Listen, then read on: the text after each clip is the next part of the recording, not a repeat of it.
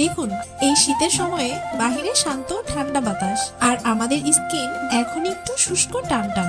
তাই গ্রামের সব লোক বড় মোটা বীজওয়ালা এক ধরনের ফল এনে কেটে নিচ্ছে।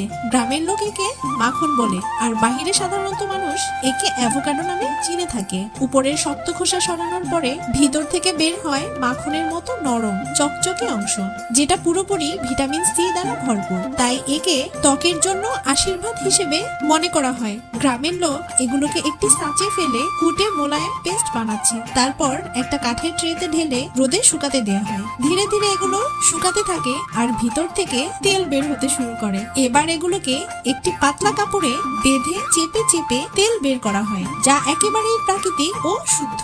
এখন কিছু নারকেল নিয়ে তা ভেঙে কোকোনাট মিল্ক বের করা হয়। এবার কোকোনাট মিল্ক গুলোকে চুলায় জাল করে তেল বানিয়ে নিয়ে মেশানো হয় অ্যাভোকাডো তেলের মধ্যে। এমন তেল যা ঠান্ডায় একা একাই জমাট বেঁধে যায়, যা আমাদের স্কিনকে একদম ভিতর থেকে ময়শ্চারাইজ করে।